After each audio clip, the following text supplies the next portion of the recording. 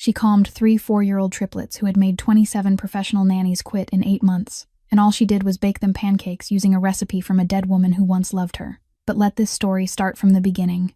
From the night Cassandra Morgan woke up shivering in a broken-down car behind a grocery store, her 5-year-old daughter gasping for air through an asthma attack, with no money for medicine and nowhere left to go. From the morning she walked into a luxury Manhattan penthouse and witnessed World War III erupting in a living room, worth more than she would earn in 10 lifetimes.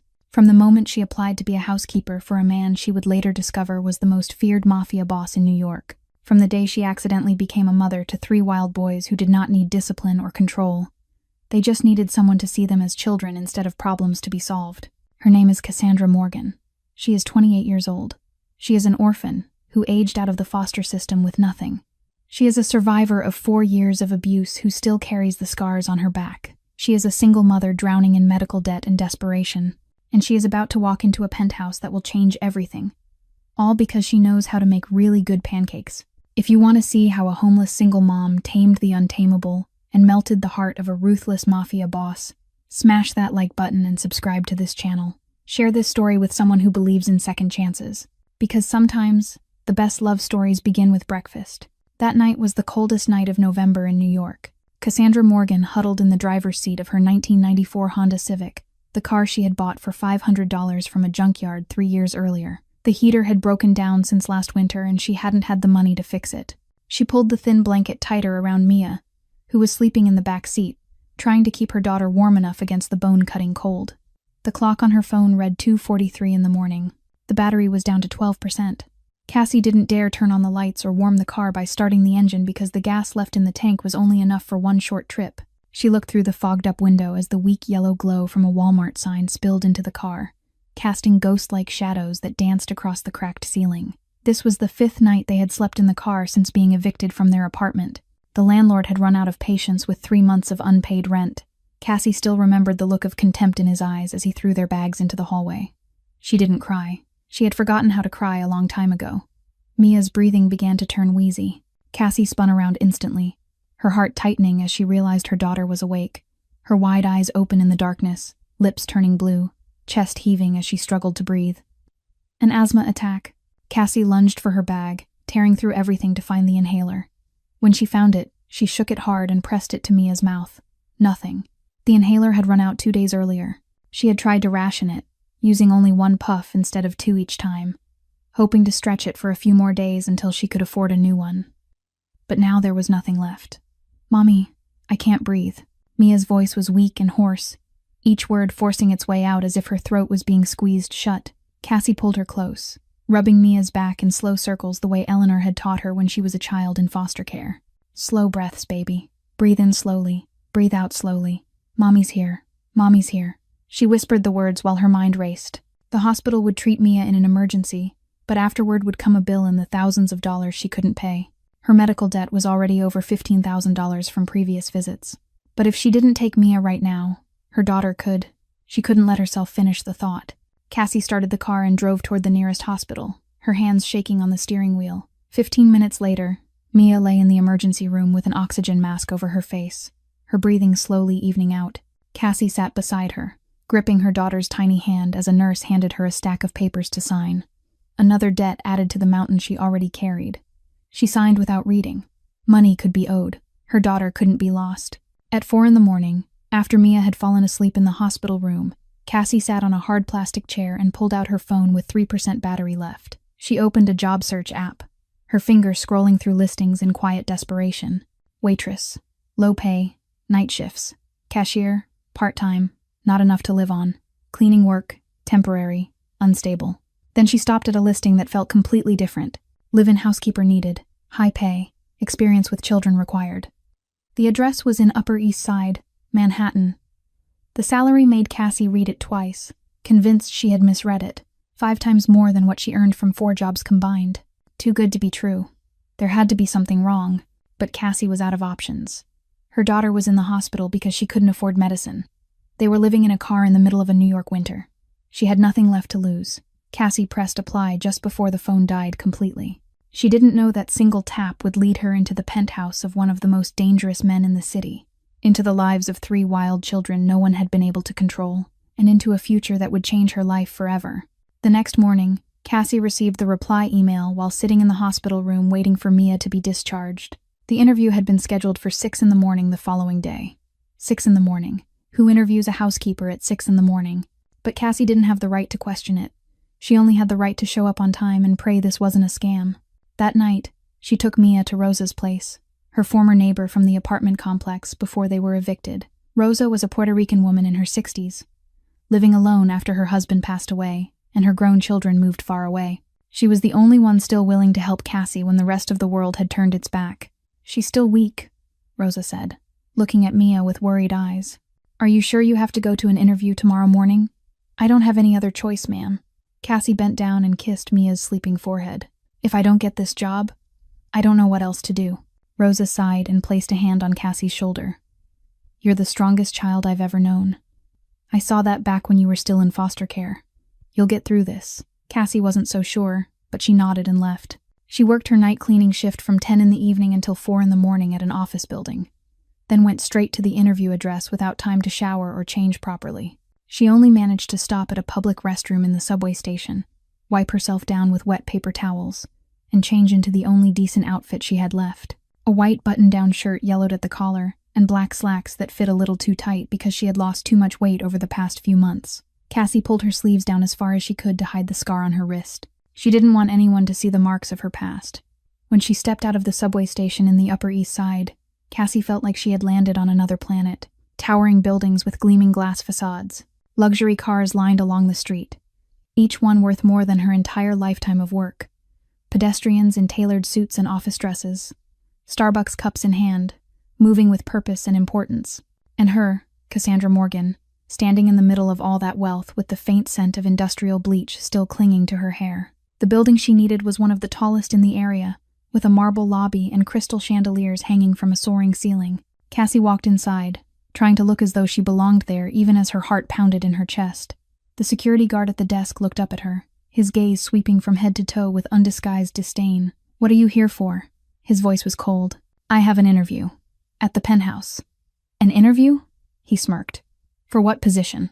"Housekeeper." He looked her over again, this time more carefully, as if appraising a cheap item in a second-hand shop. Cassie felt her cheeks burn with shame, but she lifted her chin. She had endured far worse than this. A look of contempt was nothing compared to what Ryan had done to her. "I'll call upstairs to confirm." He picked up the phone, spoke briefly, then hung up with a flicker of surprise on his face. Private elevator at the end of the hall on the right. Straight to the penthouse. Cassie stepped into the elevator, the polished metal doors sliding shut behind her. She looked at her reflection in the mirrored surface and barely recognized the woman staring back. Thin, pale, dark circles under her eyes from endless lack of sleep. But there was still a faint glimmer of hope left in her gaze. The elevator stopped, the doors opened, and Cassie stepped into a completely different world.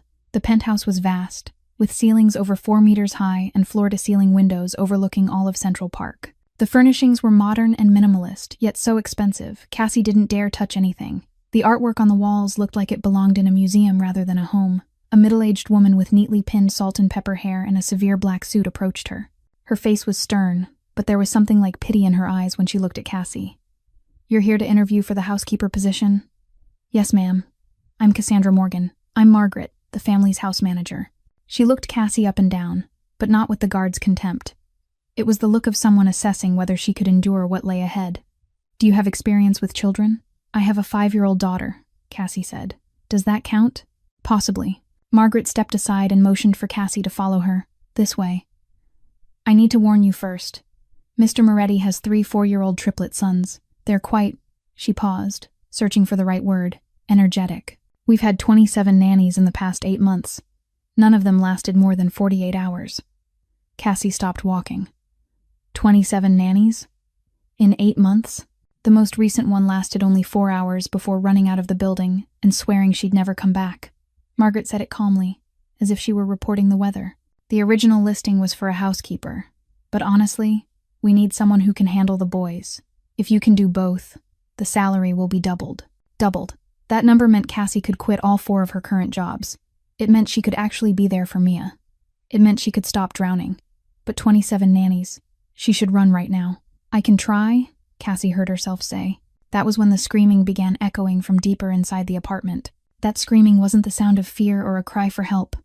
It was a battle cry, the roar of tiny warriors declaring their territory. Margaret let out a weary sigh, as if this was something she endured every single day, and hurried toward the living room. Cassie followed, and the moment she crossed the doorway, she understood exactly why 27 nannies had run away. The vast living room with its expensive furnishings had turned into a war zone. Cereal was scattered across the marble floor, like a layer of brown and yellow snow. Milk pooled in uneven white patches on a Persian rug. Cassie was certain was worth more than an entire year of her old rent. A piece of artwork on the wall had been scribbled over with crayons. Wild lines slashed across the face of a lady in the painting. And in the middle of all that chaos were 3 identical boys, from their curly black hair to their big brown eyes. Yet each of them was creating a different kind of destruction. The first boy stood on top of the marble kitchen island, tilting a cereal box and pouring it onto the floor with a defiant expression. He stared straight at Margaret, lips pressed tight as if to say she couldn't do a thing to him. "That's Nico," Margaret shouted to Cassie over the noise. "The oldest of the 3x4 minutes. He thinks he's the boss." Cassie looked toward the corner of the room, and her heart nearly stopped. The second boy was hanging from the massive curtains, at least 3 meters above the ground, swinging like a monkey in a zoo. The red velvet fabric trembled dangerously, and Cassie could see the curtain rod beginning to bend under the boy's weight.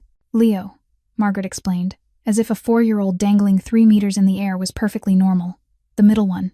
He can climb anything. We've had to lock all the windows because we're afraid he'll climb out onto the balcony." A deafening clanging sound erupted from the kitchen, making Cassie turn around. The third boy, the smallest of the 3, sat in the middle of a pile of pots and pans, banging 2 saucepans together like a drummer. The shrill noise echoed through the penthouse, and the boy screamed along with each strike at a volume Cassie didn't think a 4-year-old could produce.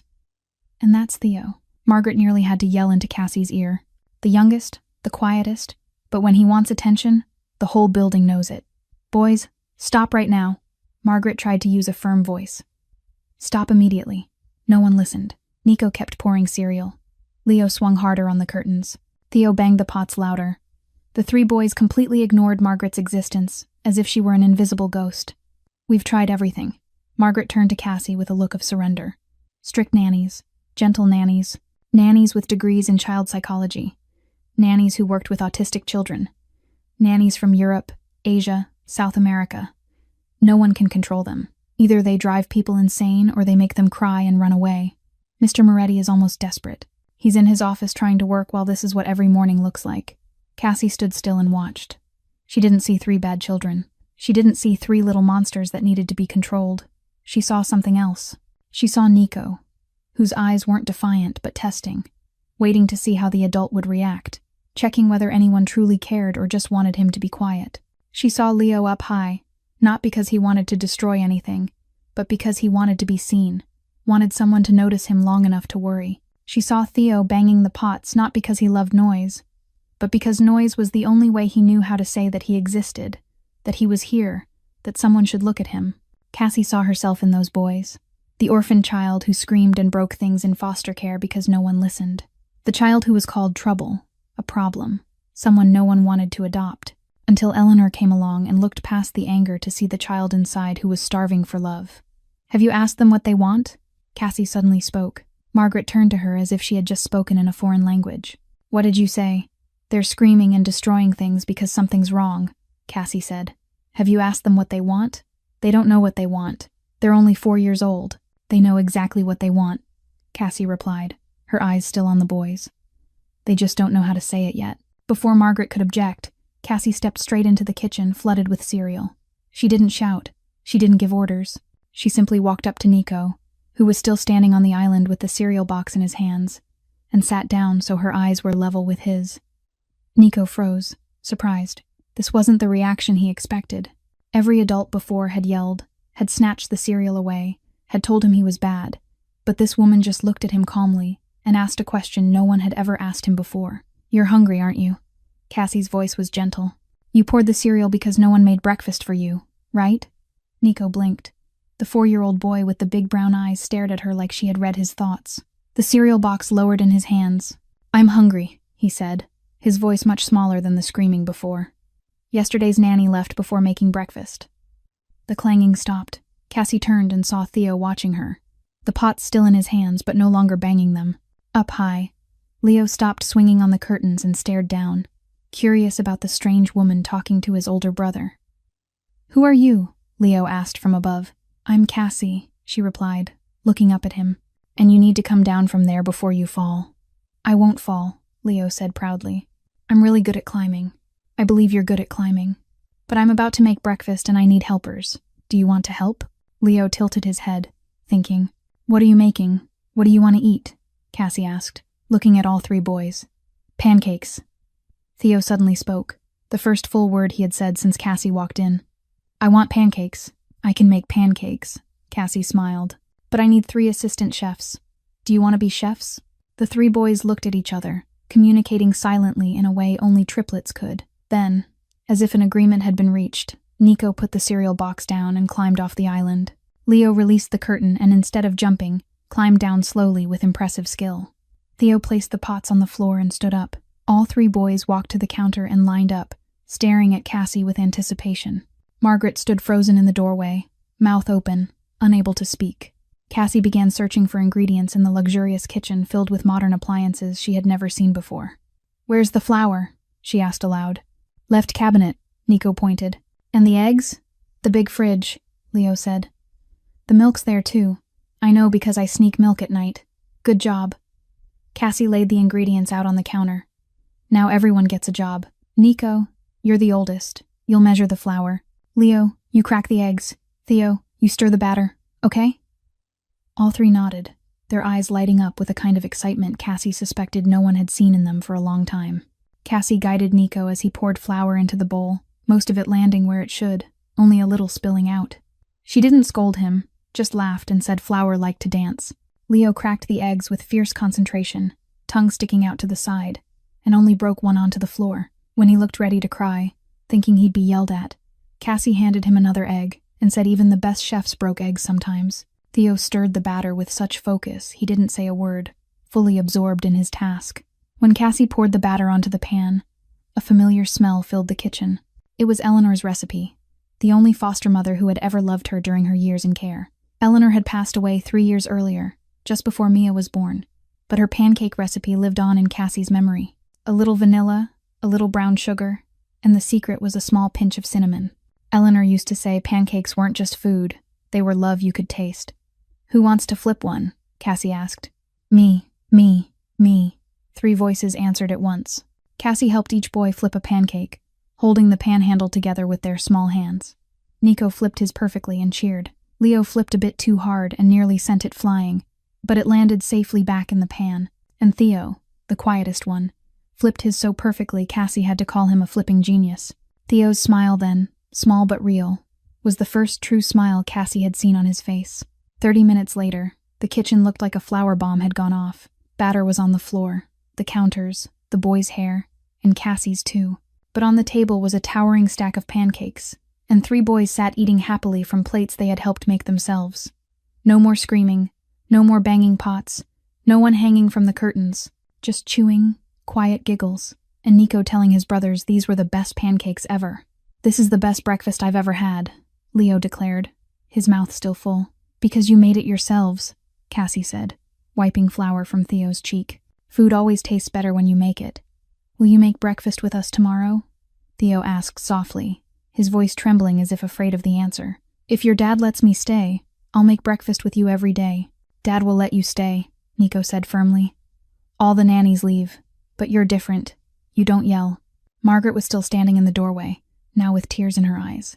In 8 months, she had never seen the boys sit and eat a full meal, never seen them laugh like this, never seen Theo, the quietest one, speak so much. "How did you do that?" Margaret asked, her voice rough with emotion. Cassie looked at the boys eating happily, then turned back to her. "I didn't see 3 bad children. I just saw 3 hungry children who were treated like problems instead of people. Sometimes all kids need is someone who listens." That was when a voice spoke from behind her, deep and cold as ice. "Who are you?"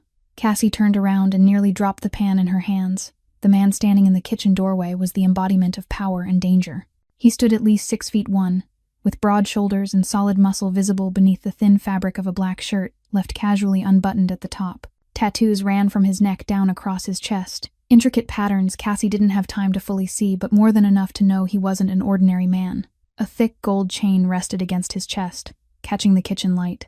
His face looked carved from stone, sharp jawline, straight nose, and eyes so dark and cold Cassie felt frozen where she stood. His black hair was slightly disheveled, as if he had run his hands through it too many times from stress. This was the face of a man who wasn't used to being refused, wasn't used to being challenged, and certainly wasn't used to seeing his 3 sons sitting calmly and eating breakfast like this. "Dad." Nico looked up, his mouth still smeared with syrup. "You have to try these pancakes. They're really good. Miss Cassie made them with us." Lorenzo Moretti, the boss of one of the most powerful Mafia families in New York, stood perfectly still. His cold eyes moved from Nico to Leo and then to Theo, as if he couldn't believe what he was seeing. 3 sons, the children who had driven 27 nannies away, were sitting properly at the table, eating pancakes and talking like ordinary kids. "I cracked the eggs," Leo bragged proudly.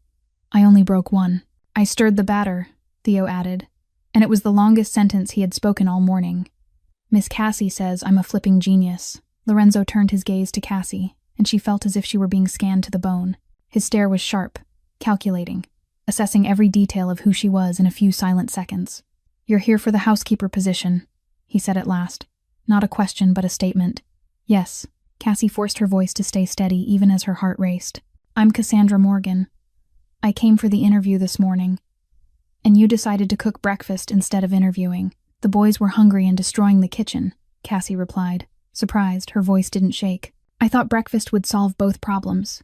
Lorenzo was silent for a long moment. He looked at the stack of pancakes on the table, at the kitchen smeared with flour and eggs, at his 3 sons eating happily with syrup on their cheeks and flour in their hair. Then he looked back at Cassie and something shifted in those cold eyes. Not warmth, but recognition, respect. 27 professional nannies couldn't get my sons to sit and eat a single meal in the past 8 months. Lorenzo's voice was still deep but no longer icy. "You've been here less than an hour and they're eating pancakes like angels. What did you do?" "I asked them what they wanted," Cassie answered simply. "Then I listened." Lorenzo looked at her as if she had spoken in a language he had never heard before. "You're hired," he said abruptly. What?" "You're hired," Lorenzo repeated. "Not as a housekeeper. As whatever it is you just did. Triple the salary listed. Starting today." Cassie opened her mouth to speak, but Lorenzo had already turned to Margaret. "Prepare a room for her, close to my son's rooms, and call my lawyer. I want an employment contract drafted before noon." "Mr. Moretti." Cassie spoke. Surprised, she dared interrupt him. "I have one condition." Lorenzo stopped and turned, one eyebrow lifting slightly. Few people dared set conditions with him and live to tell about it. "What condition?" "I have a daughter," Cassie said, her voice trembling but firm. "Mia, 5 years old. If this is a live-in position, she has to stay with me. I can't be apart from her." Lorenzo didn't answer right away. He studied Cassie with an unreadable expression, and she felt like she was standing in a courtroom awaiting judgment. Every second stretched endlessly. "How old is she?" 5.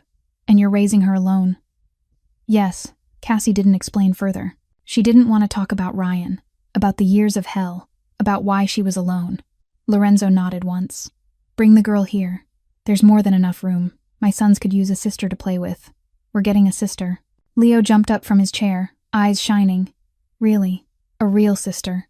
"Her name is Mia," Cassie said. Tears threatening as relief washed over her. "She's 5, 1 year older than you." "We'll protect her," Nico declared seriously. "We're big brothers. Big brothers protect their sister." Lorenzo looked at his sons, then at Cassie, and she could swear the corner of his mouth lifted just slightly. "Any other conditions?" "My daughter has asthma," Cassie added, knowing she was pushing her luck but unable to stop. "She needs monthly medication, and I have a lot of medical debt. I'll take care of the best health insurance for both of you." Lorenzo cut in. "Medication? Doctors? Anything the girl needs? You just take care of my sons." Cassie didn't know what to say. That morning she had been sleeping in a car with her asthmatic daughter, unsure where the next meal would come from. Now a Mafia boss was offering her a salary 10 times anything she had ever earned, along with housing and health care. "Is this real? When can you start?" Lorenzo asked. I need to pick up my daughter," Cassie stammered. "She's staying with someone I know. I can come back this afternoon." "I'll send a car," Lorenzo said, pulling out his phone. "The address." Cassie recited Rosa's address as if in a dream. Everything was happening too fast, too unreal. She had come here hoping only for a job to survive. She never imagined she would leave with a completely new life. "Dad," Theo suddenly spoke, his small voice quiet. "Miss Cassie is staying with us." "Right. She's not leaving like the others." Lorenzo looked at his son, then at Cassie with a warning in his eyes that said if she dared hurt his children, she would regret it. But Cassie wasn't afraid of that look. She had lived in fear of another man for 4 years, and she knew the difference between real danger and protection. Lorenzo Moretti was dangerous, but not to those who belonged to him. "She's staying," Lorenzo told Theo, his eyes still on Cassie. "Right, Miss Morgan." Cassie looked at the 3 boys, watching her with hopeful eyes. 3 children she had met less than an hour ago, yet who reminded her of herself as a child. 3 children who needed someone to stay. "Yes," she said, "I'll stay." The black Mercedes pulled to a stop in front of the aging apartment building in Queens where Rosa lived. Cassie stepped out of the car, feeling like she had slipped into someone else's dream. Just a few hours earlier, she had been a homeless woman interviewing for a housekeeper job. Now she had ridden in a luxury car with a private driver, on her way to pick up her daughter and take her to a new home. Rosa opened the door with Mia hiding behind her, the little girl's wide eyes fixed anxiously on the expensive car. "Mommy, what's happening?" Mia whispered, her voice barely louder than a breath. "Are we in trouble?" "No, sweetheart." Cassie knelt down and wrapped her arms around her daughter. "Mommy found a job, a good job, and we're going to have a place to live. A real home, a real home." Mia blinked, not sleeping in the car anymore. "Never again." Cassie kissed her forehead, fighting back tears. "Never again, I promise." Rosa watched them with tears in her eyes. She handed Cassie a small bag holding the few belongings Mia had and squeezed her hand tightly. "You deserve happiness, child. Both of you do." On the drive back to Manhattan, Mia sat pressed close to Cassie, her tiny hand gripping her mother's and never letting go. She stayed quiet, staring out the window as the city shifted from run-down streets to gleaming towers of glass and steel. "Mommy, what kind of job are you doing?" Mia finally asked. "I'm going to take care of 3 little boys," Cassie explained. "They're triplets, 4 years old, 1 year younger than you. You'll meet them." "Are they scary, Mommy?" Mia's voice trembled, and Cassie knew her daughter was thinking about shouting and banging and crying from the past. "No, sweetheart. They're a little noisy, but they're not scary, I promise." When the elevator opened onto the penthouse floor, Mia pressed herself against Cassie's leg, her eyes wide as she took in the luxurious apartment. She had never seen a place this big or this beautiful. The high walls, the enormous windows, the shiny objects she was afraid to touch. Then the sound of pounding footsteps filled the air. "The sister is here," Leo's voice shouted first, and the 3 boys appeared at the end of the hall like a small storm. But instead of charging forward as usual, they stopped when they saw Mia shrinking beside Cassie. The boys exchanged looks. Then Nico, as the oldest, stepped forward slowly. "You're Mia, right?" he asked, his voice much gentler than usual. "Miss Cassie said you're 5. You're 1 year older than us." Mia nodded shyly, still hiding behind her mother's leg. "You don't have to be scared," Nico said seriously. "We don't bite." Leo was more playful, but even he lowered his voice. "I'm really good at climbing. I can teach you if you want." And Theo, the quietest one, simply stood there watching Mia with kind eyes. He didn't say anything, but he reached into his pocket, pulled out a small piece of candy, and held it out to her, like a peace offering. Mia looked at the candy, then up at Cassie. When her mother nodded, she timidly reached out and took it. "Thank you," she whispered, her voice soft as wind chimes. It was the first thing she said to the boys, and it felt like it cracked an invisible layer of ice between them. "Do you like dolls?" Leo asked. "We don't have dolls, but we have dinosaurs. Dinosaurs are fun too. I have a T-Rex that roars. Do you want to see it?" Mia glanced at her mother again, and when Cassie smiled encouragingly, she finally stepped out from her hiding place. "Yes, I want to see." The boys seemed instantly energized. Leo ran off to grab the dinosaur. Nico started explaining their toy collection, and Theo quietly walked beside Mia like a tiny bodyguard. "We'll protect you." Nico suddenly stopped and said, his voice so serious it hardly fit a 4-year-old. "Miss Cassie is our mom now, so you're our sister. Big brothers protect their sister. That's the rule." "Yeah, it's the rule," Leo nodded firmly. "Anyone who picks on you, we'll show them." Mia looked at the 3 boys with tears pooling in her eyes, and Cassie realized her daughter was feeling something she had never truly known before. Belonging, safety. Mia had never had siblings, never had anyone stand on her side besides her mother. And now she had 3 brothers declaring they would protect her after knowing her for only minutes. "Thank you," Mia said, her voice shaking. "I've never had big brothers before." "Well, now you've got 3 at once," Leo grinned. "Saves time getting to know them one by one." Margaret appeared at the end of the hall, watching the 4 children slowly finding their way toward each other. She turned to Cassie, her eyes filled with undisguised amazement. "You really do have something magical with children." "It's not magic," Cassie replied, her eyes following the 4 kids as they walked together toward the playroom. "It's just love. Sometimes that's all children need." That afternoon, the storm arrived without any warning at all. 1 minute earlier, the 4 children had been playing happily in the playroom, laughter echoing through the penthouse. The next minute, everything exploded. Cassie didn't know exactly what triggered it. Maybe Leo grabbed the T-Rex dinosaur out of Nico's hands. Maybe Theo was pushed when he tried to squeeze between his brothers. Maybe it was simply the exhaustion piling up from a long day filled with too many changes. Whatever the cause, the result was unmistakable. All 3 boys erupted at once like 3 timed bombs detonating together. Nico screamed and hurled toys at the wall with the shocking strength of a 4-year-old. Leo sobbed uncontrollably, pounding his fists against the floor while yelling words no one could understand. And Theo, the quietest of the 3, reacted the hardest of all. He dropped to the floor, wrapped his arms around his knees, crying without sound, while his entire body trembled as if he were carrying pain too big for words. Mia stood frozen in the corner of the room, eyes wide with terror, her small hands clamped tightly over her ears. She was used to yelling, too used to it. Memories of Ryan screaming, of the terrifying nights in their old apartment, rushed back and made her shake. Margaret rushed to the doorway of the playroom, her face drained of color. "This is when the nannies usually give up," she said to Cassie, her voice tight. "When all 3 of them melt down like this at the same time, no one can control it. Do you want me to call Mr. Moretti?" Cassie didn't answer her. She was watching the boys, listening to their cries, trying to understand what was really happening beneath this storm. She remembered herself as a child, the time she screamed and broke things in foster care, the time she was punished for losing control. No one understood that she wasn't bad. She was just hurting and didn't know how to say it, until Eleanor came. She hadn't yelled. She hadn't punished. She had simply sat beside Cassie and waited for the storm to pass. Cassie walked into the middle of the playroom, into the chaos of flying toys and raw crying, and sat down on the floor. She didn't shout.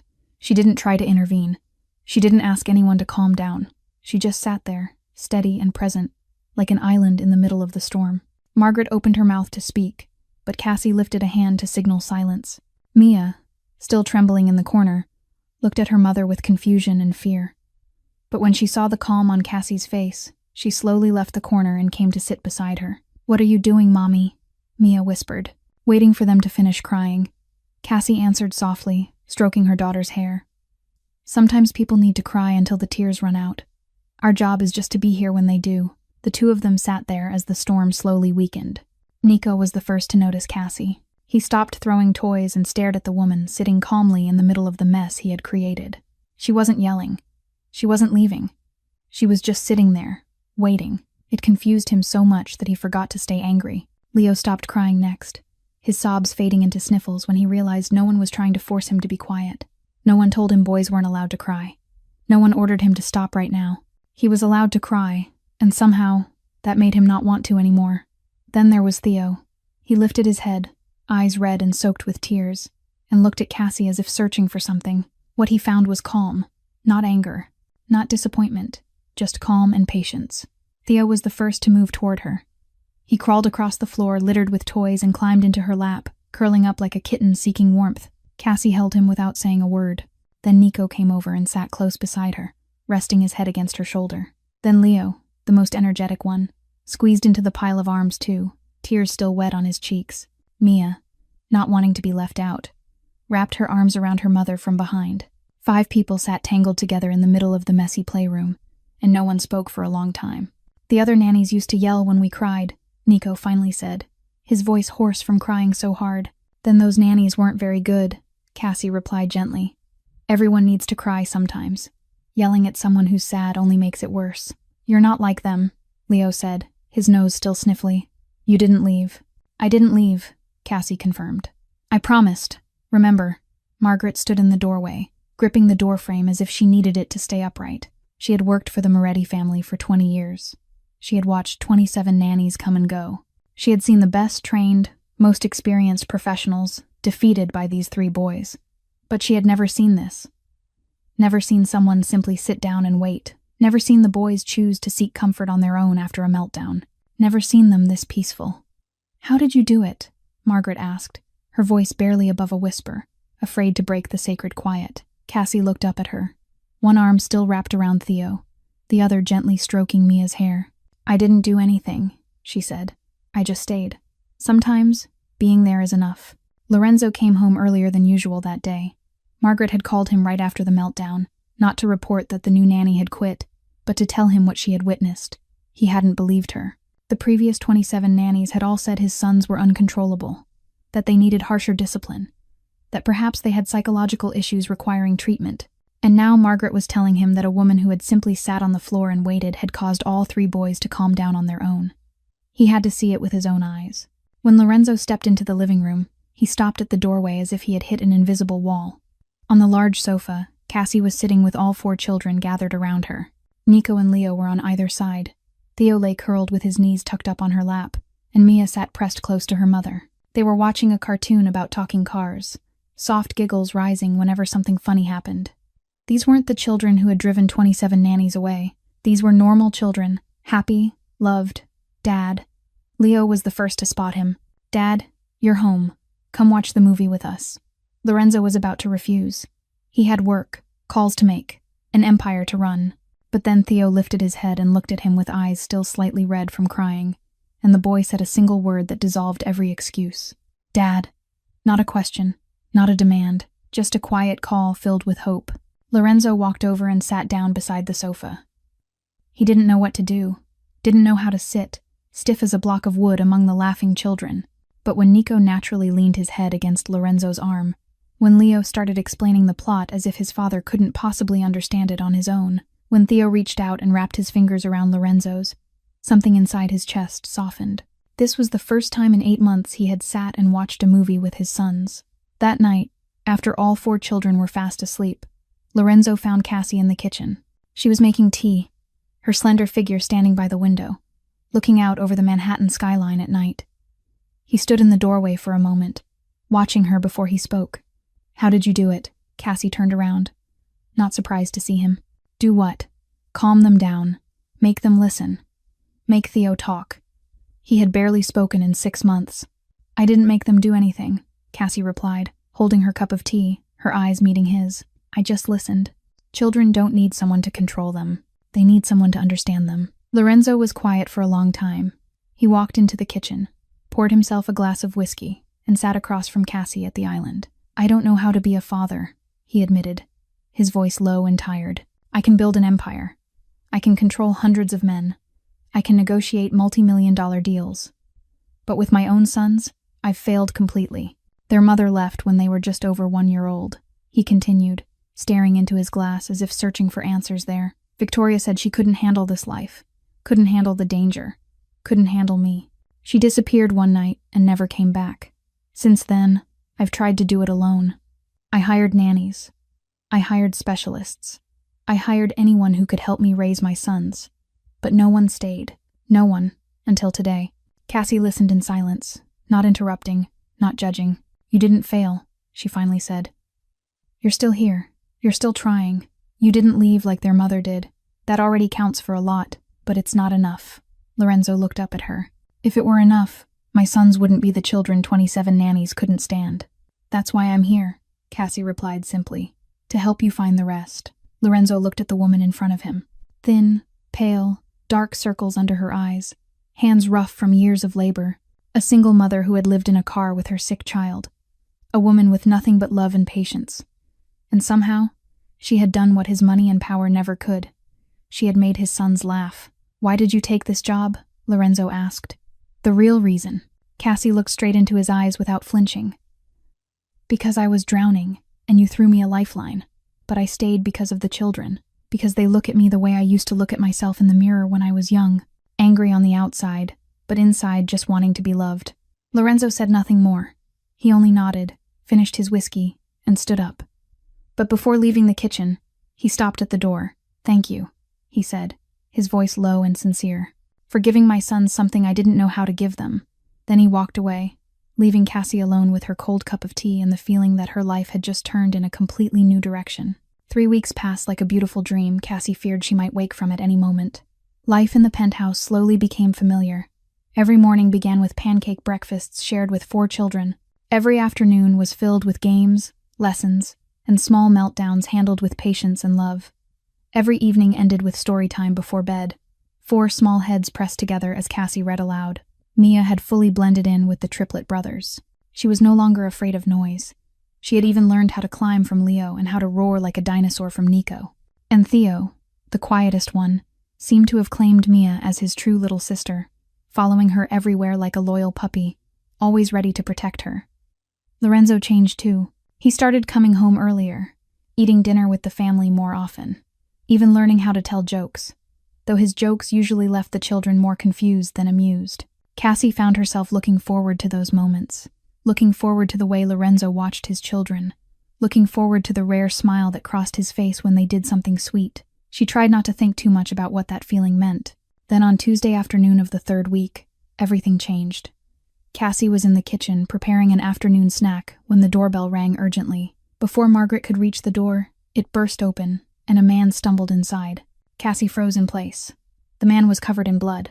Blood on his face, blood soaking his white shirt, blood running from a wound in his shoulder. He leaned against the wall to stay upright, panic in his eyes as he scanned the room until he saw Margaret. "Don Moretti," he rasped. "I need to see Don Moretti now. They're coming. Kozlov knows. They know our location." Margaret didn't panic the way Cassie expected. Instead, she moved with the frightening calm of someone accustomed to situations like this. She quickly helped the man into Lorenzo's office and shut the door. Cassie stood there, her heart pounding wildly, trying to process what had just happened. Don Moretti. That was what people called Italian Mafia bosses. She had read enough books and seen enough movies to know that. Lorenzo Moretti, Don Moretti, the Moretti boss. All the pieces began to fall into place. The excessively luxurious penthouse, the guards she had seen moving through the building, the way people looked at Lorenzo with a mix of fear and respect. The phone calls in Italian he often took behind closed doors. She was living in the home of a Mafia boss. She was raising the children of a Mafia boss. Lorenzo appeared from his office a few minutes later, his face cold as stone. He gave Margaret orders in Italian, and when he turned back, he saw Cassie standing in the kitchen doorway, pale as ash. Their eyes met. Lorenzo understood instantly that she had seen everything, heard everything, understood everything. "Where are the children?" he asked tightly. "In the playroom with Mia. They didn't see anything." "Good." Lorenzo nodded. "Come into my office. We need to talk." Cassie followed him inside, where the bloodied man had already been taken away. Only a smear of blood on the floor remained as someone quietly cleaned it up. Lorenzo closed the door and turned to face her, his dark eyes unwavering. "You know now," he said. "Not a question." "You're Mafia," Cassie replied, her voice steadier than she expected. "A Mafia boss, Don Moretti." "Yes." Lorenzo didn't deny it. "The Moretti family is one of the most powerful families in New York. I'm the one in charge. Does that scare you?" Cassie was quiet for a moment, considering the question. It should have scared her. Any normal person would have been terrified. But Cassie had lived 4 years with a man who made her afraid every single day. And that man hadn't been Mafia. He had just been an ordinary man with fists and uncontrolled rage. "It should scare me," she finally said. "But honestly, I was far more afraid working night shifts in bad neighborhoods for minimum wage. I was far more afraid living with my ex-husband." Lorenzo frowned, clearly not expecting that answer. "You're not worried about living in the house of a criminal. Dangerous to whom?" Cassie asked calmly. "To the people who threaten you, the people who betray you, your enemies. But to your children, you're just a father doing his best. To me, you're the man who gave my daughter and me a home when no one else even looked at us. Your danger isn't aimed at us. So what exactly should I be afraid of?" Lorenzo looked at her as if she were a creature he had never encountered before. "Most people run when they find out." "I'm not most people," Cassie replied. "And I promised your children I would stay. I don't break promises to kids." Lorenzo was silent for a long moment, his dark eyes fixed on her with something Cassie couldn't read. Then he nodded slowly, as if making an important decision.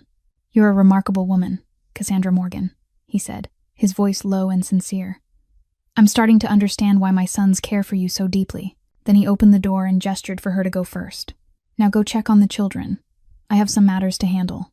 Cassie stepped out, knowing that her relationship with Lorenzo had just turned a new page. She had seen his darkness and didn't run. And somehow, that made her feel closer to him than ever before. That night, after the children had fallen fast asleep, Cassie sat alone on the penthouse balcony, looking out at the city of New York glowing with lights below. She couldn't sleep. The events of the day kept looping through her mind. The blood-covered man, the conversation with Lorenzo, the realization that she was living inside the world of the Mafia, and yet, strangely, she wasn't afraid. She had lived with fear for far too long, and that fear had never come from crime bosses or killers. It had come from an ordinary man she had once called her husband. Soft footsteps sounded behind her, and Cassie knew it was Lorenzo before she turned around. "Can't sleep?" he asked, stepping onto the balcony and standing beside her. "No," she replied. "Too much to think about." Lorenzo was quiet for a moment, standing with her as they looked out over the city. Then he spoke, his voice low and softer than usual. "This morning you said you were more afraid of your ex-husband than of me.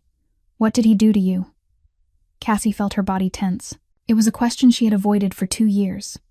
A question she didn't want to answer, because answering meant remembering, reliving memories she had tried to bury. But there was something about Lorenzo, about the way he asked not out of curiosity but out of a genuine need to understand, that made her open up. "His name was Ryan," Cassie began, her voice quiet and distant as if she were talking about someone else. "We met when I was 19, just out of the foster care system with nothing but a bag of old clothes. He was 5 years older, handsome, charming, and he said exactly what I wanted to hear. I thought it was love. I didn't know it was a trap." She paused and took a slow breath. Lorenzo didn't rush her. He simply waited in silence.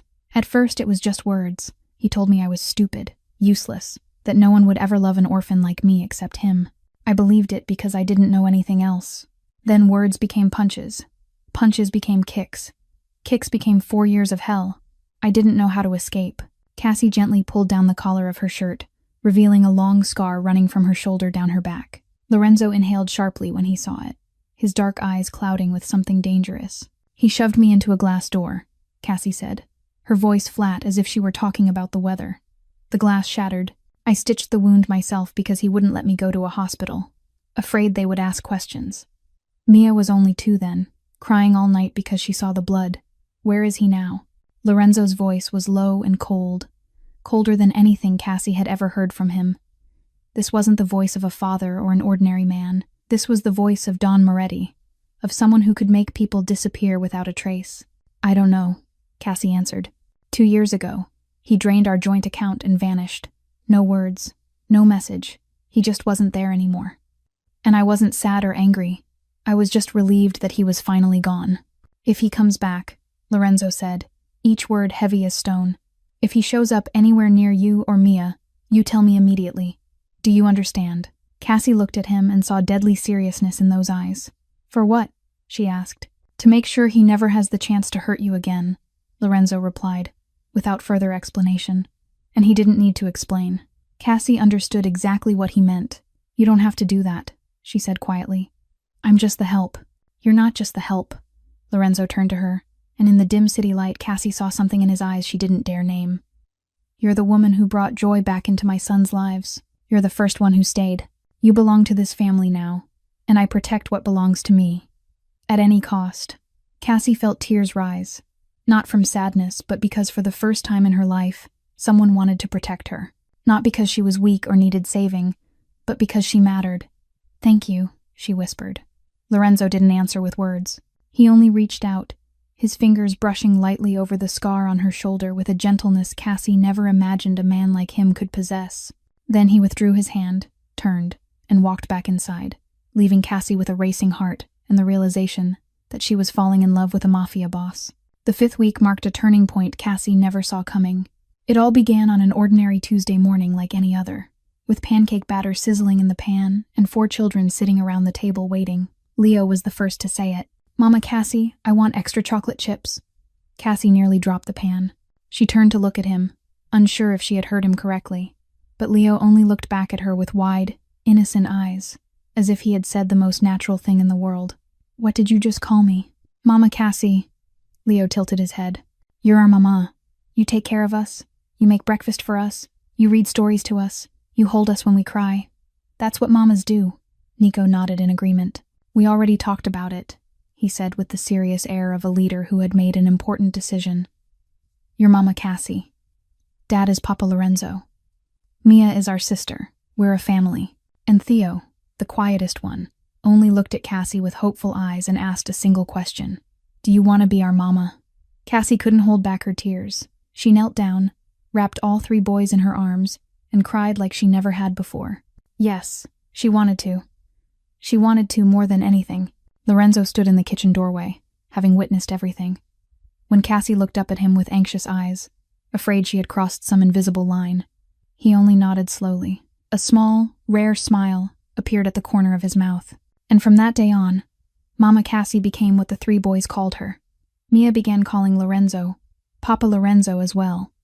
At first shyly, then as naturally as breathing. She even drew a family picture with 7 people, the 6 of them now, and 1 future baby, because every family needed another baby. Lorenzo kept that drawing in his wallet. As Mia's 6th birthday approached, Cassie began planning a small celebration. She planned to bake a cake, blow up balloons, invite Rosa over. That was all she could think of, because that was all she had ever known how to do. But Lorenzo had other plans. I rented out the Children's Museum for Mia's birthday, he announced as casually as if he were ordering pizza. You did what? Cassie nearly choked on her coffee. The entire museum. 3 hours. No one else but our family. I also invited a few kids from the Triplets preschool.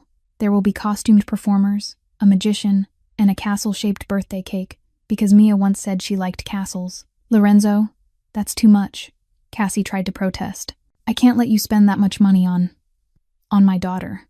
Lorenzo cut in, and the way he said my daughter made Cassie's chest tighten. Mia is my daughter now, in every way that matters. She's had 5 birthdays with store-bought cakes and no parties because her mother had to work 3 or 4 jobs at once. This year she'll have the birthday she deserves. Don't argue with me about this, Cassie. This is what I want to do. Cassie couldn't argue, and she didn't want to when she saw the look in Lorenzo's eyes. The look of a father who wanted to give his daughter the entire world. On Mia's birthday, when the family walked into the empty museum reserved just for them, Mia froze at the entrance. She looked around with eyes so wide Cassie was afraid they might spill over. Balloons everywhere. Birthday banners hanging from the ceiling. Museum staff dressed as princesses and princes waiting to greet her. And at the center stood a towering 3-tier castle cake, with Mia's name written in shimmering pink frosting. Is all of this for me? Mia's voice trembled. All of it is yours, little princess. Lorenzo knelt beside her. Happy birthday. Mia didn't speak. She just stood there as tears rolled down her cheeks. Cassie rushed over, afraid something was wrong. But when Mia turned to her, Cassie saw these weren't tears of sadness. They were the tears of a child who had grown used to having nothing and was suddenly given the world. Mama, Mia whispered through sobs. I never thought I'd have a birthday like this. I thought I never would. Now you do. Cassie hugged her daughter, her own tears falling. And you'll have birthdays like this every year from now on. Every single year. Papa promises. The 3 triplet boys stood beside Lorenzo, watching with unusually serious expressions. Then Theo stepped forward and held out a small gift wrapped in scribbled paper. It's from us, he said softly. We made it ourselves. Inside was a bracelet made of colorful plastic beads, clearly handmade by the boys, uneven and imperfect. But to Mia, it was the most beautiful gift she had ever received. You made this for me, Mia asked, her voice still shaking. Because you're our sister, Nico replied. Sisters get birthday gifts from their brothers. Mia wrapped her arms around all 3 boys, and Cassie watched the 4 children clinging to each other with a heart overflowing with love. She looked up and met Lorenzo's gaze. He was looking at her, and in his dark eyes Cassie saw what she had tried to deny for weeks. Love, not gratitude, not respect, real love. And she knew that no matter how crazy this was, no matter how dangerous Lorenzo might be, she was in love with him. In love with the man who rented an entire museum for her daughter's birthday. In love with a father learning how to love his children one day at a time. In love with a mafia boss who hid a soft heart behind a cold exterior. She was already in love, and she couldn't stop anymore. The night after the birthday party, when all 4 children were fast asleep, worn out from a day of joy, Cassie stepped onto the terrace to breathe in the cool air. She stood there looking out over Manhattan glowing with lights when she heard familiar footsteps behind her. Lorenzo came to stand beside her, silent for a long moment before speaking. You made Mia happy today, not me. Cassie shook her head. You're the one who rented the entire museum, the one who did all of that for her. I only rented the museum. You're the one who taught her to believe in happiness." Lorenzo turned to her, and his gaze tonight was different from every time before. There was no coldness, no distance, only a tenderness Cassie had never seen in him. "I need to tell you something," he said, his voice low and steady. "I've tried to hold this back, tried to convince myself it was just gratitude, just respect, but I can't lie to myself anymore." Cassie felt her heart begin to race. "Lorenzo, what are you saying?" "I'm in love with you," Lorenzo said, each word clear and unwavering.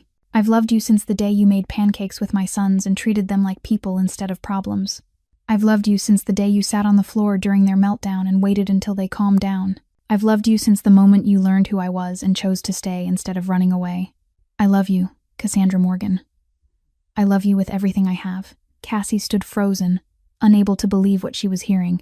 The most powerful man in New York, the Mafia boss the entire city feared, was standing in front of her confessing his love with a sincerity that made her want to cry. "This is complicated," she whispered. "You're my employer. There's a power imbalance. And the children, if we try and fail, they'll be hurt. I know all of that."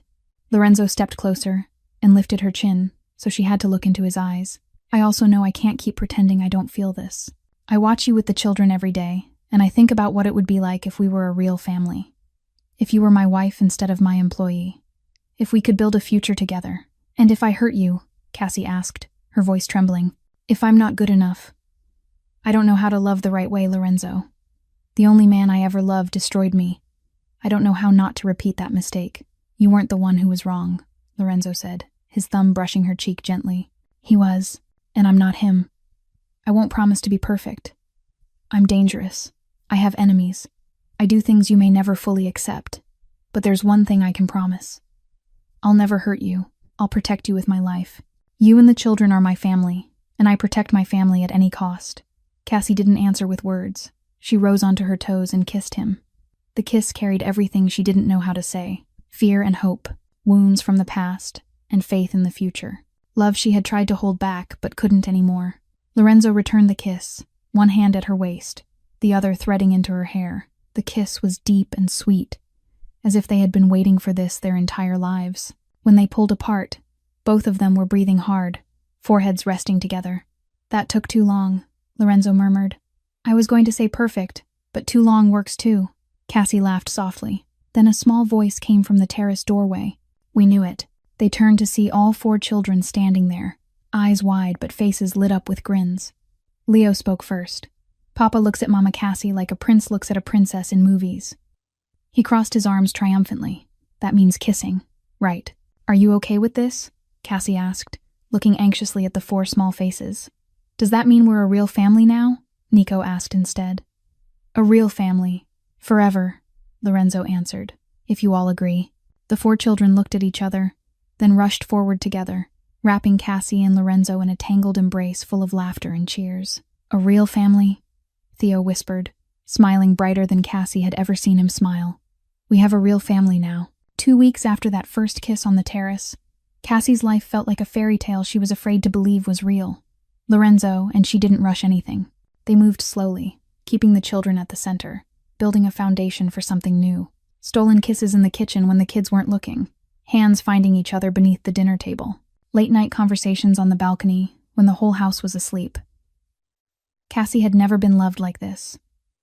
Never been treated as someone who mattered, who was respected, who was protected, and she began to believe that maybe, just maybe, she deserved this happiness. Then the past came knocking. It was a Tuesday morning like any other. Cassie was in the kitchen making pancakes when the doorbell rang. Margaret went to answer it, and a few seconds later returned with a tense expression. "Miss Morgan, there's a man here to see you. He says he's Mia's father." Cassie's heart stopped. It couldn't be. Not now. Not when everything was finally good. She stepped into the hallway on trembling legs and froze when she saw the man at the door. Ryan. He looked far worse than the last time she'd seen him. Thinner, more worn down, eyes bloodshot, the sharp smell of alcohol clinging to his wrinkled clothes, but his smile was the same, that poisonous smile she'd feared for 4 years. "Cassie," he drawled, his gaze sliding over her before sweeping the luxury penthouse. "You look pretty good. Found yourself a rich boyfriend, huh?"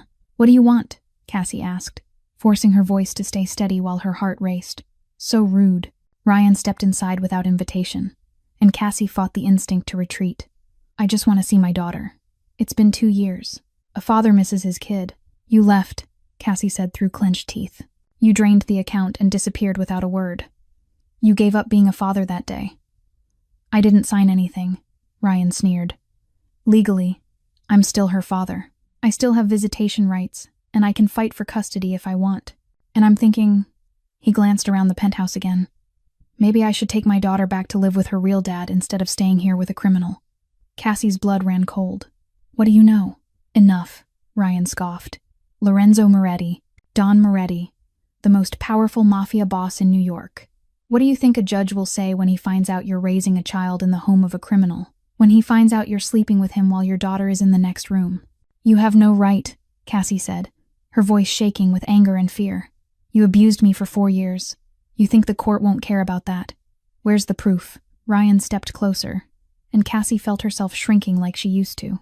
Did you ever call the police? Ever go to the hospital and file a report? Nothing, right. Because you were too scared, too weak to do anything. Me, I've got lawyers, I've got a plan, and I can turn your life into hell if you don't cooperate. What do you really want? Cassie asked, exhausted. Money. Ryan stopped pretending. I want money. $300,000.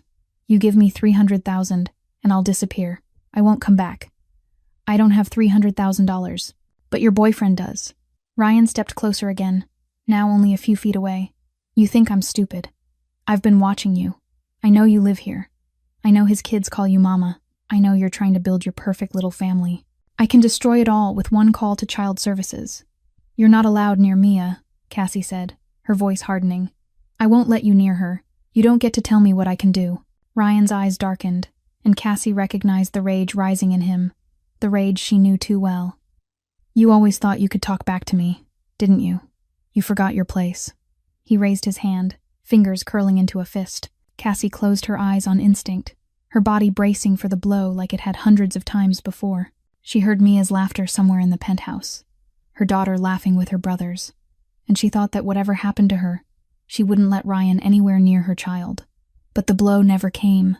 Instead, Cassie heard a sickening crack and a scream of pain from Ryan.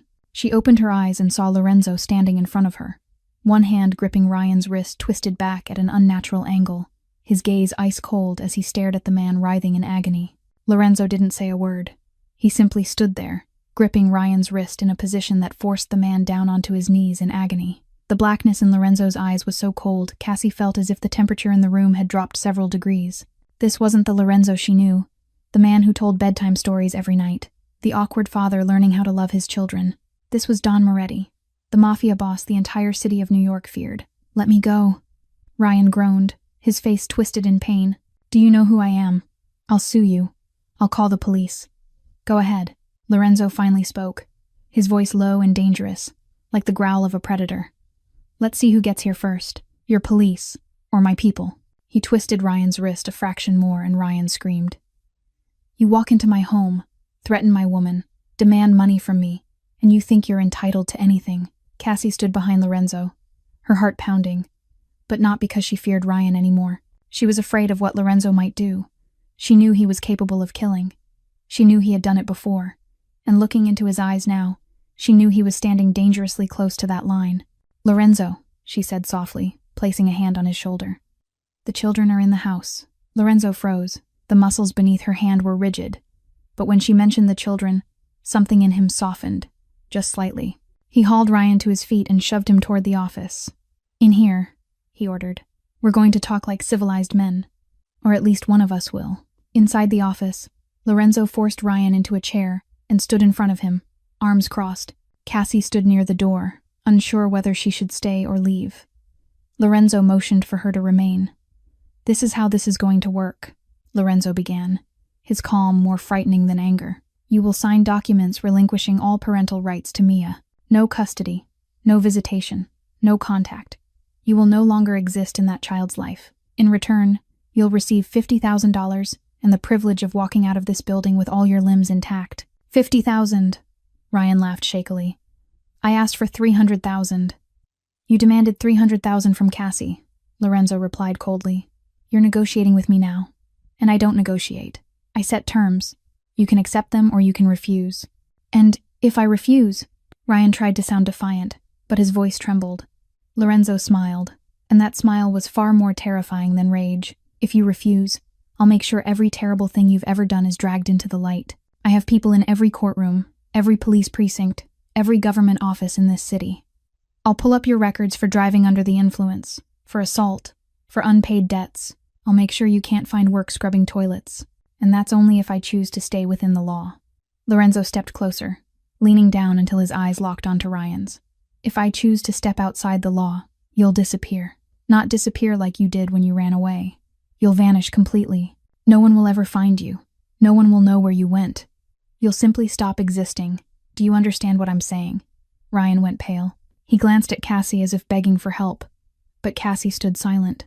She felt no pity, no guilt, only a strange sense of relief seeing the man who had tormented her for 4 years finally put in his place. All right, Ryan said at last, his voice shaking. I'll sign. Bring the papers. Lorenzo made a call, and 10 minutes later a sharply dressed man arrived carrying a thick folder. His lawyer had everything prepared, as if he'd known this day would come. Maybe he had. Maybe he'd been ready since the night Cassie told him about Ryan. Ryan signed every page with trembling hands. The relinquishment of parental rights, the no-contact agreement, the receipt for payment. When it was done, Lorenzo handed him a thick envelope. 50,000, cash. Now leave, and remember this. If you come near Cassie or Mia ever again, if you so much as think about contacting them, I'll find you. And next time, there will be no negotiation. Ryan stood, stuffed the envelope inside his jacket, and hurried for the door. Before disappearing, he turned back to Cassie one last time. You were always trash, he spat, trying to reclaim a shred of dignity. He'll get tired of you soon enough. Get out, Lorenzo roared, and Ryan fled through the door as if chased by demons. When the door shut, Cassie collapsed. Her knees buckled, and she would have fallen if Lorenzo hadn't caught her. He pulled her into his arms, one hand stroking her hair, his voice gentle again. It's over, he whispered. He's gone. He'll never come back. Cassie cried. She cried from relief, from freedom, from finally escaping the shadow that had haunted her for 6 years. She cried in Lorenzo's arms, and he simply held her, saying nothing more, just being there until she was ready. You paid him to leave, Cassie said eventually. You didn't have to do that. You said you don't like negotiating. With men like him, money is the only language they understand, Lorenzo replied. 50,000 is a small price for peace for you and Mia. I'd have paid 10 times that if I had to. You're free now, Cassie. Truly free. She looked up at him and saw not just protection in his dark eyes, but love. The love of a man willing to do anything to keep her safe. Thank you, she whispered. You don't need to thank me. Lorenzo kissed her forehead. You're my family, and I protect my family at any cost. 3 weeks after Ryan disappeared, Cassie thought life had finally become peaceful, but she was wrong. The new threat didn't come from her past. It came from Lorenzo's world. She began to sense that something was wrong when Lorenzo started coming home later, his face more strained, the calls in Italian and Russian growing more frequent and more heated. The number of guards in the building doubled. Margaret moved with a level of vigilance Cassie had never seen in her before, and Lorenzo, the man who was calm in every situation, began checking the locks several times each night. What's going on? Cassie asked one night when she found Lorenzo in his office at 2 a.m, staring at his laptop screen with eyes red from lack of sleep. Lorenzo was silent for a long moment before answering. Viktor Kozlov. The name sounded familiar. Cassie remembered it was the name the blood-soaked man had mentioned the day she discovered Lorenzo was Mafia, the Russian Mafia boss. He's your enemy. He wants to be, Lorenzo said, rubbing his forehead wearily. The Kozlov family has been trying to expand into my territory for years. I've always managed to block them. But recently Viktor changed tactics. Instead of attacking head-on, he started watching, gathering information, looking for weaknesses. Weaknesses? My family? Lorenzo looked up at her, and Cassie saw fear in those dark eyes. Not fear for himself, but fear for the people he loved. He knows about you, about Mia, about my sons. He knows their school schedules, knows you take them to the park on Saturday afternoons. He knows everything. Cassie felt her blood turn to ice. He's threatening the children. He's sending a message that he can reach anyone I love whenever he wants. Lorenzo stood and walked to her, taking her hands in his. "I'm handling this. I won't let anything happen to you or the children. But for now, everyone needs to be more careful. No going out without security. No crowded public places. No exceptions. We need to tell the children," Cassie said. "They're old enough to understand that they need to be careful, and they'll be more afraid if they sense something is wrong without anyone explaining it." Lorenzo agreed, and the next morning they sat down with the 4 children in the living room. The kids looked at the adults anxiously, sensing the seriousness in the air. "What's wrong, Papa?" Nico asked, instinctively taking Mia's hand as if to protect his sister. "Papa has some problems with work," Lorenzo explained carefully, choosing words the children could understand. "There are some people who don't like Papa, and they might try to bother our family, so we all need to be more careful for a while." "Are bad people going to come take us?" Leo asked, eyes wide. "No one is coming to take you," Cassie said quickly, reassuring him. "But you need to listen to the adults. Stay with the guards when you go out, and never go anywhere alone. Can you do that? We'll be careful," Nico said seriously. "We'll protect each other." "Right." Leo and Mia nodded. But Theo, the quietest of them, was watching Cassie with his usual thoughtful gaze. "Mama Cassie, why do you look tired?" he asked suddenly. "Are you sick?" Cassie froze. She had tried to hide it, waiting for the right moment to speak, but Theo was too perceptive. He had noticed the change in her, the morning nausea, the unusual fatigue, the way she rested her hand on her stomach without realizing it. Lorenzo looked at her with concern. "Are you sick?" "Why didn't you tell me?" Cassie took a deep breath. She had planned to wait until things settled down, but maybe there was no such thing as a perfect moment. Maybe the family needed good news in the middle of all this worry. "I'm not sick," she said slowly, looking at Lorenzo. "I'm pregnant." Lorenzo froze as if someone had struck him. His mouth opened and closed, no words coming out. In his entire life, this powerful Mafia boss had never been this shocked. "You're pregnant," he repeated, as if he needed to hear it again to believe it. "We're having a baby, almost 2 months," Cassie nodded. "I found out last week, but I wanted to wait for the right time to tell you. But maybe the family needs to know now." "We're having a baby," Leo shouted, breaking the silence. "A real baby. Our baby." "Yes," Cassie smiled through tears. "You're getting another sibling." Nico stood, his face serious like a grown man's. "I'll protect the baby," he declared. "I'm the oldest. I'll protect all my siblings." Leo jumped up and down with excitement. "I'll teach the baby how to climb. The baby will climb as good as me." Mia clapped her hands. "I want a sister. I'll have a sister to play dolls with." Theo quietly walked over to Cassie and gently placed his hand on her stomach. "Is the baby safe, Mama?" he asked softly.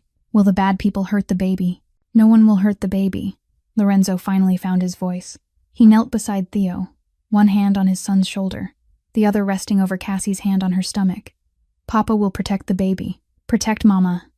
Protect all of you. No one is allowed to touch Papa's family." He looked up at Cassie, and in those dark eyes she saw 1,000 emotions. Shock, joy, fear, determination, love. "I'll end things with Kozlov before the baby is born," Lorenzo said. And it wasn't a promise. It was an oath.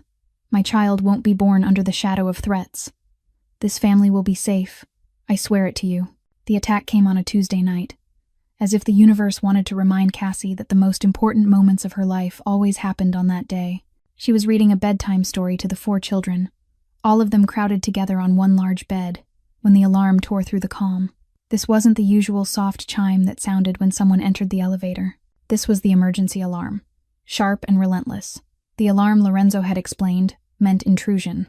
"Children, follow Mama right now," Cassie said, her voice steady even as her heart pounded wildly. "Now." No questions. The 4 children obeyed instantly, the survival instincts Lorenzo had drilled into them over weeks kicking in. Nico grabbed Mia's hand. Leo took Theo's, and they ran after Cassie down the hallway toward the safe room Lorenzo had built specifically for moments like this. The room was hidden behind a false wall in the master bedroom, with a thick steel door, an independent ventilation system, and enough water and food to last a week. Lorenzo had hoped they would never need it, but he had prepared for the worst. Cassie pushed the false wall aside, revealing the steel door. She entered the code with trembling hands, and the door slid open with a soft hiss. "Inside! Now! Hurry!" she urged, pushing each child in. Nico went last, turning back to look at her with the worried but resolute eyes of an oldest brother trying to be strong for his siblings. "You'll be okay," Cassie told all 4 of them. Stay in here. Don't come out no matter what happens. Do you understand? Where's Papa? Mia asked, her voice shaking. Papa will come. Papa always comes. Cassie stepped into the safe room and sealed the door. She heard the automatic locks engage, steel meeting steel with a sound that was solid and final. In the dim light of the emergency lamp, she pulled all 4 children into her arms and waited. The gunshots came. 1, 2, 3. Mia screamed and buried her face against Cassie's chest. Leo and Theo clutched each other's hands, their faces pale. Only Nico didn't cry. He sat with his eyes squeezed shut, lips moving as if he were praying. Cassie held them tighter, one arm instinctively shielding her stomach, where a small life was growing, unaware of the chaos beyond the walls. She thought of Lorenzo, of the man she loved somewhere out there facing his enemies. She thought of the possibility that he could be hurt, that he might not come back, and she prayed, for the first time in years, praying that he would be safe. 2 more shots rang out, then silence. The silence was more terrifying than the gunfire, because it could mean anything. Lorenzo could have won. Lorenzo could have lost. The attackers could be searching for them at that very moment. Cassie didn't know how much time passed. It could have been minutes. It could have been hours. Time lost all meaning inside that sealed steel room. She only knew to keep holding the children, whispering reassurances she wasn't even sure were true. Papa will be fine. We'll be okay. This will pass. Then came the knock. 3 short knocks, 2 long ones, 1 short. The code Lorenzo had taught her. Cassie. Lorenzo's voice came through the thick steel. It's safe now. Open the door. She entered the code with shaking hands, and the door slid open. Lorenzo stood there, his shirt smeared with blood, but his eyes were bright and alive. He wasn't hurt, or at least not seriously. The blood wasn't his. Papa. All 4 children rushed into Lorenzo's arms at once, crying and clinging to him as if afraid he might disappear. Lorenzo dropped to his knees, wrapping them all up, kissing the top of each small head. I'm here. I'm fine. No one is hurt. Cassie stood in the doorway of the safe room, her legs barely able to hold her. What happened? 2 of Kozlov's men, Lorenzo said, his eyes still on her over the heads of the children clinging to him. They got past the lower-level security. They didn't get past me. They were dealt with. Dealt with. Cassie knew what that meant. She knew Lorenzo had just killed 2 men to protect his family, and she didn't feel the horror she thought she should. She felt gratitude. Gratitude that he was alive. Gratitude that the children were safe. Gratitude that the baby inside her was still protected. Lorenzo stood and walked to her, pulling her into his arms. He didn't speak, just held her tightly as if she were the most precious thing in the world. I almost lost everything, he whispered into her hair. I almost lost you. Lost the children. Lost the child not yet born. I couldn't survive that, but you didn't lose us, Cassie said, holding him back, feeling his heart pounding through his shirt. You saved us. You always save us. Kozlov has to end, Lorenzo said, his voice hard as steel. I'll finish this. Tonight. He looked into her eyes, and Cassie saw the ruthless resolve of Don Moretti. No one threatens his family and lives to tell the story. Lorenzo kept his word. 1 week after the attack, Viktor Kozlov and every trace of threat from the Russian Mafia family vanished completely.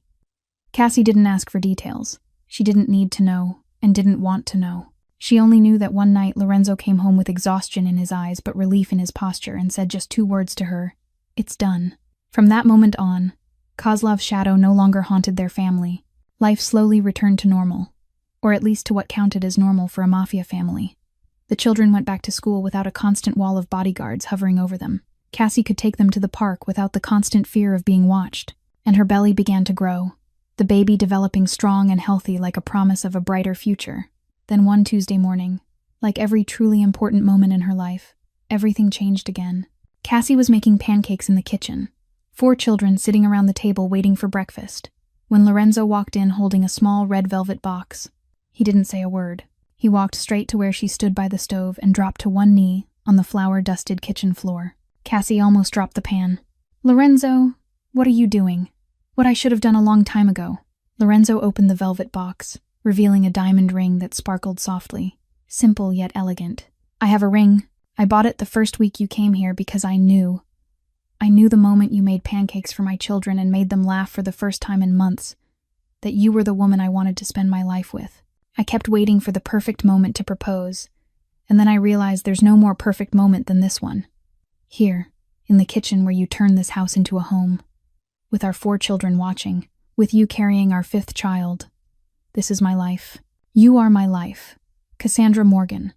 Will you marry me? Cassie stood there with tears streaming down her face, pancake pan still in her hand, flour smudged across her apron. She looked at Lorenzo kneeling before her, the most powerful man in New York, staring up at her with hope and fear, like a boy terrified of rejection.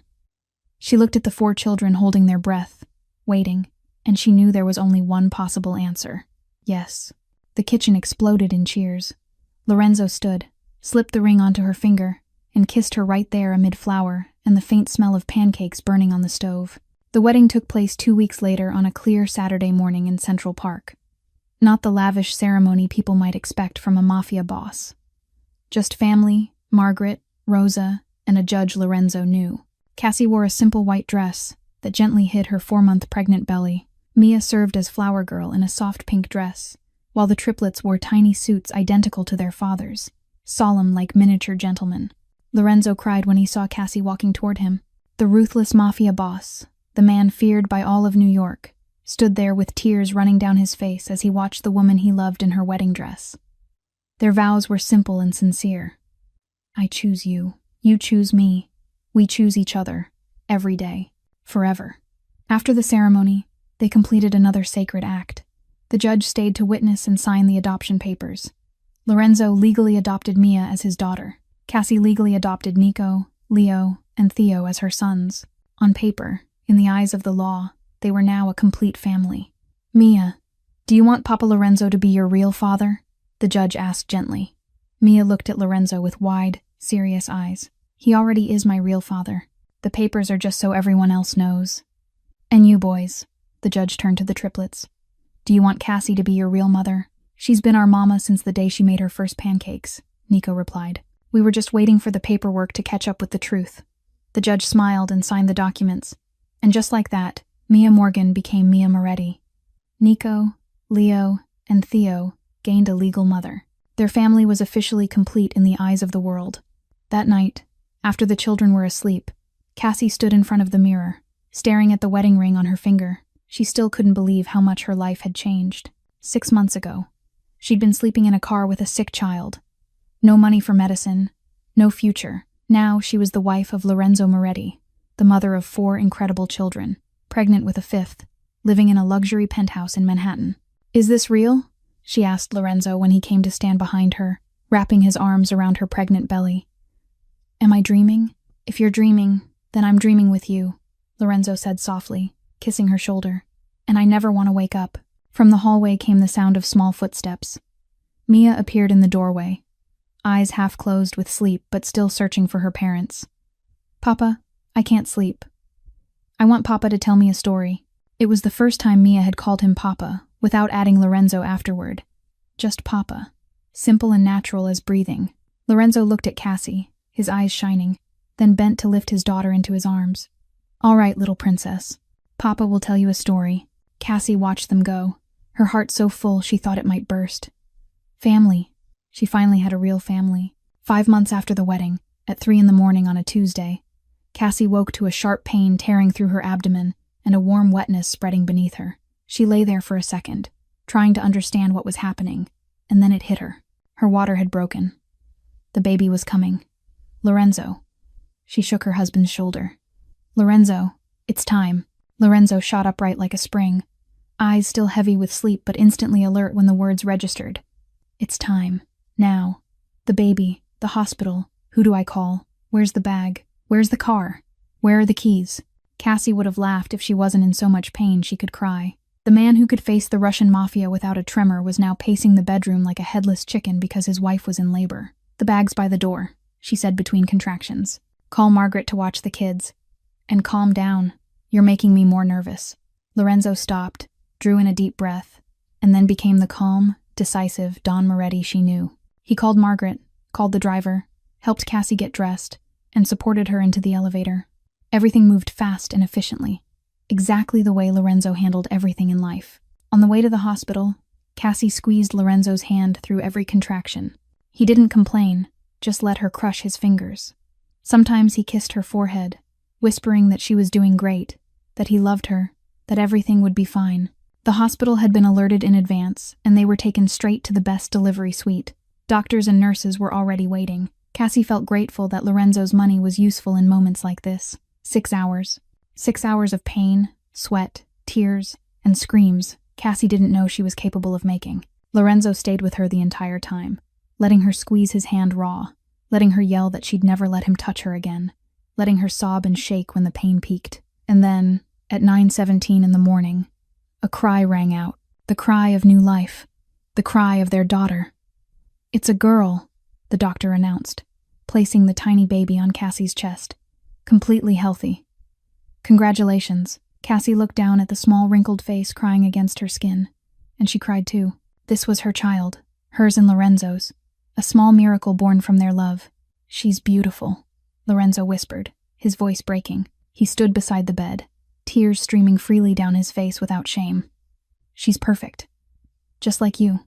"Do you want to hold her?" Cassie asked. Lorenzo carefully held out his arms, and Cassie placed their daughter into them. The powerful Mafia boss cradled the newborn, like the most precious thing in the universe, hands that had killed trembling with fear of hurting her. "Hello, little princess," Lorenzo whispered to his daughter. "Papa's here. Papa's been waiting for you for a very long time. You've got big brothers who'll protect you, a big sister who'll play with you, and a mama who loves you more than her own life. You're the luckiest baby in the world, you know that." "What should we name her?" Cassie asked. They'd talked about names many times, but never settled on one. "Valentina," Lorenzo said, eyes never leaving their daughter. "Valentina, Eleanor Moretti. Valentina because she was born from love. Eleanor for Eleanor, the woman who taught you the pancake recipe that brought us together." Cassie's tears spilled again. Eleanor, the only foster mother who ever truly loved her. The woman who died before Mia was born, the woman Cassie still thought of every time she made pancakes. And now her name would live on in Cassie's daughter. "Perfect," she whispered. "It's the perfect name."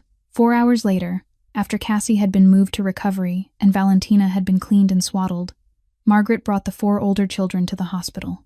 They burst into the room like a small storm, then froze when they saw the baby in Cassie's arms. "She's so small," Nico whispered, afraid to speak too loudly. "She's way smaller than I thought," Leo said, standing on tiptoe to see better. "Does the baby have a name?" Mia asked. "Valentina," Cassie answered. "Valentina Eleanor. That's such a pretty name." Mia stepped closer, eyes shining. "I have a baby sister. I was right, wasn't I? I said I wanted a sister." And Theo, the quietest one, just stood there staring at the baby with watery eyes. He didn't say anything, only reached out and gently touched Valentina's tiny hand. And like magic, Valentina wrapped her fingers around his and didn't let go. "She's holding my finger," Theo said in awe. "She knows I'm her brother already. She knows all of you are her brothers and sister," Cassie said softly. "She's heard your voices for months inside Mama's belly. She already loves you." The 4 children crowded around the bed, gazing at the baby with reverence and love. Lorenzo stood behind them, watching his family with pure happiness in his eyes. And Cassie, lying there with her newborn daughter in her arms, her 4 older children gathered close, and her loving husband standing guard, felt her heart finally complete. 6 months after Valentina was born, on a Tuesday morning like so many other Tuesdays, Cassie stood in the familiar kitchen making pancakes. But today wasn't like the first morning she walked into this penthouse. Today, she was no longer the desperate woman sleeping in a car with a sick child. She was Cassandra Moretti, Lorenzo's wife, the mother of 5 children, and the heart of a family she'd never dared to dream of. Around the dining table, 7 family members gathered together. Nico, now 5 years old, sat properly like a true eldest brother, helping Valentina hold her bottle. Leo never stopped telling jokes and making silly faces, sending the whole table into laughter. Theo was still quiet, but the smile on his face now appeared far more often than it did in the beginning. Mia, the responsible 7-year-old big sister, carefully cut pancakes into small pieces so Valentina could practice eating solids. And Valentina, the 6-month-old little princess, sat in her high chair with dark eyes just like her father's, giggling every time her siblings made faces. Lorenzo sat at the head of the table, coffee in hand, but his eyes never left his family. The once powerful Mafia boss now spent most of his time at home, eating breakfast with his children, reading them stories every night, learning how to become the father he'd never known how to be. That night, after all 5 children were asleep, Cassie and Lorenzo stood on the terrace overlooking the glowing lights of Manhattan. It had become their ritual, those quiet moments at the end of the day to connect and talk. "Did you ever think your life would look like this?" Lorenzo asked, his arm wrapped around his wife's waist. Never, Cassie answered honestly. 2 years ago, I thought happiness was a luxury meant for someone like me. I just hoped to survive each day, keep Mia safe, not get thrown out onto the street. I didn't dare dream about love, about family, about a life like this. And now I have everything I never dared to dream of. 5 incredible children, a husband who loves me with his whole heart, a warm home, a real family, and it all started with a plate of pancakes, with seeing 3 hungry children instead of 3 bad children. Lorenzo kissed her hair.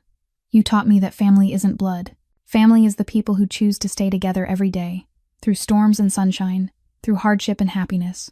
You turned my cold house into a home. You turned me from a mafia boss into a father who knows how to love. I owe you everything. We don't owe each other anything, Cassie said, turning to look at him. We built this life together. Every day we choose each other. Every day we choose this family. That's what matters most. They stood there in silence, looking at the city below, thinking about the journey behind them. From a broken car parked behind a supermarket to a luxury penthouse. From absolute loneliness to a family of 7. From fear to love. From surviving to truly living. Cassie realized that life doesn't always give us what we want, but sometimes it gives us what we need.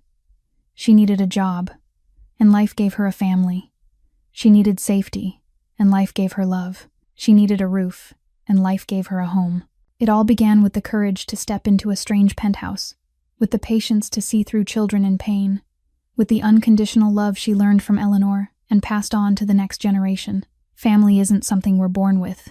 Family is something we build every day through small acts, through Tuesday morning pancakes, through hugs when someone is sad, through patience when someone makes a mistake, through unconditional love for the people we choose to call family. And sometimes, the greatest miracles begin with the simplest things, like a pancake recipe from a woman who's gone, like the patience of a desperate single mother, like the open heart of a lonely mafia boss. Cassie and Lorenzo's story reminds us that no one is destined to be alone. No one is destined to fail. Sometimes all we need is the courage to walk through that door, the patience to wait for the storm to pass, and enough love to see the real person behind the outer shell.